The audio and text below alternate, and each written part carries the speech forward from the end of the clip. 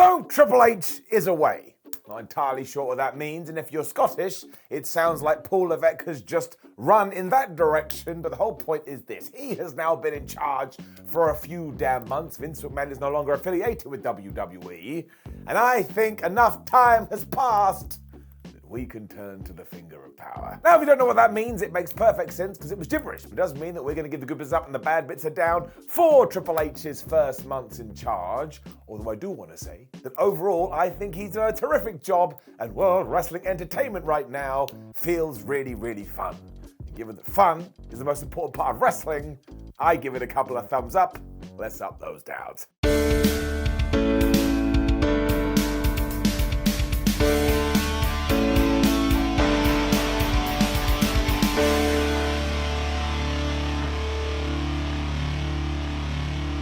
So we shall just do this as a big hodgepodge, because who needs to do things in order? That doesn't sound very fun. So we shall turn to something that has kind of encapsulated Triple H's WWE, and that's all the returns. Well, at least some of them. And we're going to get into all of that in just 1 second, but it was lovely to see Dakota Kai back. Braun Strowman and Bray Wyatt just seemed like obvious choices. Why wouldn't you do that? Then there was Johnny Gargano, there was Candice LeRae. You've got the Good Brothers, you've got Mia Yim. Just kind of feels like these people deserve to be in WWE. They should be in WWE. So when I saw them back in WWE, I just said, yes. You're talking about Bray as well. He shot back up to the top of the merchandise sales list pretty much instantly. And yes, even more than the Bloodline and Roman Reigns. And that's because people just love that guy.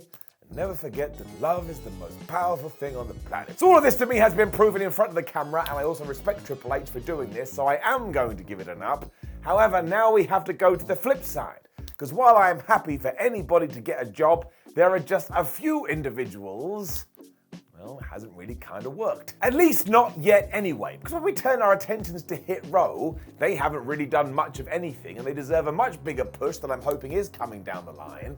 And when it comes to Karrion Kross and Scarlett, while I do know, I can feel it in my bones, they will find their place. They went from the main event and doing stuff with Drew McIntyre to kind of just floating through the abyss. Now, wrestling is about the long game, and you always have to be patient. For example, you could just take someone like Top Dollar and say, hey, you're about to go on an amazing journey that culminates in 3 months when you become the Intercontinental Champion. But in terms of returns that at the moment haven't really pushed that green button, well, these are just some of them. And it's getting it out. And we shall continue all the negative Nancy stuff, because why not? We're down here in the doldrums. We may as well hang out for a little bit. But when it does come to Damage Control, I don't really think they've been as successful as hoped. Now, I love all three together, and you'd have to be crazy to say that Io Sky, Dakota Kai, and Bayley aren't great, because they are great. It's just when it comes to the gimmick and how it's been executed, well, every now and then it's fallen a little bit flat. Also, the whole journey has been really weird. Like, Io Sky and Dakota Kai won the tag team titles, and they lost the tag team titles, to the point I had to double check they were still the champions before I made this video. And even though Bayley had a pretty okay program with Bianca Belair, she walked away empty-handed. So here we have a faction that was meant to take over Monday Night Raw. Really, they ain't doing much of anything. And there was a 1-week period where it seems like we were headed in this direction. And that ended with this trio getting beaten up. So 2023 is going to be mighty interesting. Once again, I'm not saying we should throw them in the bin. I'm just saying they need a little bit of a refresh. But up to this point, it's getting it down. So we shall now switch our attentions, and I may be jumping the gun here. I do have a tendency to do that, but I have a caveat anyway, so it is all good. But when it comes to Seth Rollins, give it up. Because yeah, it does finally feel like he's turning his attentions back to the babyface side, which is absolutely the right thing to do. Because if you've seen that guy in a wrestling ring, he never has bad matches. He flips and flops around like a superstar. So you don't want to sit there and boo. You want to go, yeah, Seth Rollins. Now, there has been a little bit of a wobble because we did all that stuff with Austin Theory, and it felt like Rollins was a good guy now. And then he kind of reverted back to being an asshole when he insulted Cody Rhodes. But all of that aside, does it even matter? The answer is no, because ever since Triple H has taken over, Seth Rollins is one of the most important, one of the biggest MVPs on the entire roster. And I know it was the same when Vince McMahon was pulling the strings, but that's why I wanted to give him an up all the same. He is a Hall of Famer in the making, and I still don't think we give him enough credit. Although, given that we have talked about Austin Theory, let's bring in Mustafa Ali, let's bring in Bobby Lashley, because I don't know what the hell has been happening recently. Because yeah, Rollins was a face, and then as we've already talked about, he switched. And Bobby Lashley did the same thing when he took on Brock Lesnar. And then Austin Theory lost his briefcase, but came out the other side feeling more like a good guy. And then there's Mustafa Ali, who I know is a babyface, but he has his ass kicked every single week. I mean, it's not only that, but Bobby Lashley actually tries to murder him. Do you remember when he grabbed Ali on Raw and threw him into that box-like structure? He had to sell these injuries for weeks. And on every single episode of the show, somebody beat him. To the point you get to the stage where you're like, well, I know you have heart, Mustafa Ali, but damn it, can you get it done? So we're Dolph Ziggling him. And once again, I bet this all balances out in 2023. But this is such a mishmash when it comes to your good guys and your bad guys. And I do like shades of grey, but sometimes just tell me. I am a stupid vessel and need the information, so I'm gonna give it a down. Mostly because I really like Mustafa Ali. Although, as we have mentioned Austin Theory a couple of times, let's also bring in Liv Morgan. You're now going, what? Let me explain. Because I wasn't a massive fan of how Liv Morgan was booked against Ronda Rousey. I thought she looked like a floundering fish, but all of this was okay because when we did get out the other side of Extreme Rules and Liv wasn't the champion anymore, can you believe it? Triple H had a plan for her, so everything was okay. Because she turned into this crazy wrestler that didn't mind suffering pain and went and kicked a bunch of people's asses. And when you do that, it doesn't matter what happens in the moment, because when you get a few weeks down the line, in hindsight, you go, well, there was nothing to fear. This has been exactly the same with Austin Theory too, because as we've already chatted about, he lost his Money in the Bank briefcase, but he used that to turn into some kind of badass. Now that I've said that, I've realized these two have exactly the same story, but I don't care because it's made me care more about the long-term narrative. Do not forget that's all wrestling is too. You have a bunch of chess pieces and you move them here, there, and everywhere. And if we turn the clock back to somebody else that wasn't able to cash in his Money in the Bank briefcase, Baron Corbin, well, he wasn't treated correctly at all when he flubbed up. So to see that change now, and to actually get me more interested in Austin, even though he is naked when it comes to such things, well, that to me is a massive round of applause. It gives me faith across the whole product. Getting it up. And on that note, I just want to give Gunther an up as well. Ta-ding, there it goes. This is mostly because when Vince McMahon was leaving, or a few weeks before he did go, apparently he was going to job Gunther out because he didn't see the upside. So I just want to say thank goodness Triple H did take over when he did, because he should be a WrestleMania main eventer within the next couple of years.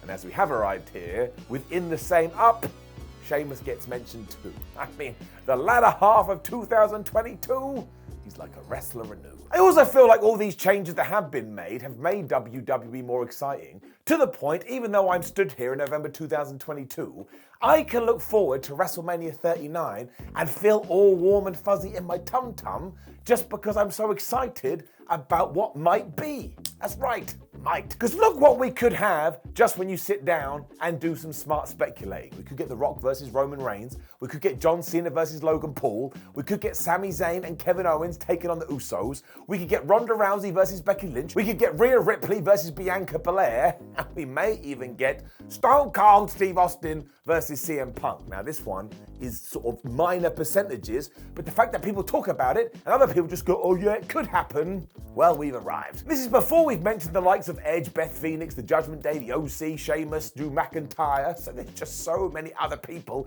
we need to plug in, Finn Balor, AJ Styles. I could do this all day. So as a wrestling fan, I'm now giddy about April 2023, because it could be one of the best cards ever. That is no fluke either. That is good old-fashioned hard work, just planting those seeds which sit there in your subconscious. You know what happens when you do that? You getting it up. Which also ties into all that White Rabbit stuff, which hinted that all of this was to come. I mean, now we know it referred to the Bray Wyatt comeback. Good grief, it was good. But the fact that WWE went all wink, wink, nudge, nudge, as opposed to smashing you over the face with a sledgehammer was so appreciated, at least by me. And yeah, given the sentence I just said, don't forget the irony. It's why when certain people went, I can't believe Bray Wyatt didn't come back on that first SmackDown after we had started this tease, I was like, no, they are teaching us that we have to be patient again, and that if we give them such a thing, they will reward us. sorry, but they knocked that out of the park. Sometimes you do have to show restraint to remind the audience that good things are coming, so I thought all of this was terrific. It also brought back Bray Wyatt, and it ties into other things we have discussed in this video. I don't think WWE in February 2022 would have done anything like this, especially trying to tie into viral social media nonsense. That's it up. As was the Clash at the Castle pay-per-view premium live event. I was always going to say that. It was in my backyard. But it only wasn't the first major UK PLE event in 30 years. But it was such a success, and it made so much money. Apparently WWE is going to make this a yearly thing. Yes. I also love the arrival of Solo Sikoa because WWE brought him up with NXT and they've just smashed it ever since. And of course, when we were going into that main event, 99% of our bodies was like, well, Roman Reigns is not going to lose, but you had that 1% when you did believe. This was fabulous. We also had a great time with the What Culture crew too. We got to do live ups and downs, and it just has me so excited about what we may do next year. And I'm a simple man, just getting it up. And I want to throw another quick up in there too, because both the US title and the Intercontinental title feel better now than they have done in years. Like they actually feel like prizes that people want. That's a round of applause. Up. This all works too because we can finish on what has to be the biggest highlight of them all.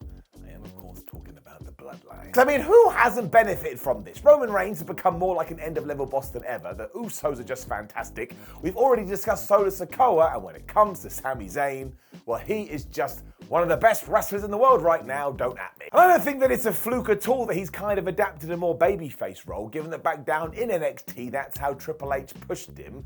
And I am just desperate to see how all this stuff is going to play out, even though I know what the end game is. The bloodline will turn on him eventually. I just don't know how, and I don't know when. The only real shame is that I don't believe Sami Zayn is going to be the one to dethrone Roman Reigns, because that would be absolutely brilliant. But there is a plan B right over here, where Sami Zayn and Kevin Owens get back together, and they defeat the Usos. And that still has some serious wallop, because don't forget, when it comes to Jimmy and Jay, they are now the longest reigning tag teams ever. I honestly have enjoyed every single step too, especially because they haven't put one wrong. To the point, even if they do crap the bed and it all ends terribly, I won't even care, just from the joy they have given me over the last few months. To the point, it doesn't just get an up, gets a golden up. Right, okay, if you have made it this far in the video, I like you a lot because our audio retention is good, but I'm also going to give you one last secret down. I didn't want to do it in the main video because people get mad at me, but it's only fair to say that since Vince McMahon has left and Triple H has taken over, there's left goofiness in WWE. That's right, I miss my goofiness. I miss bizarre things happening on Raw and me just turning into a statue as I try to understand what has gone down. And given I've said that word, I am going to give it a down. Now, I understand. In terms of mainstream wrestling, should we be doing this? Absolutely not. But in my stupid Simon Miller land, goofy wrestling for life. Now comes the best part, because please do get in the comments below and give your ups and your downs for Triple H's reign so far. And there's no right, there's no wrong, so make sure you go crazy. Like the video, share the video, and subscribe. Head over to whatculture.com where you can read yourself some articles. Make sure you come follow us on social media. And we have loads of other videos, including the Ups and Downs series. I beg that you watch them, otherwise I'm wasting my life. My name is Simon for What Culture. Thank you very much for joining me as always. You make sure you have a lovely little day. I'll see you soon.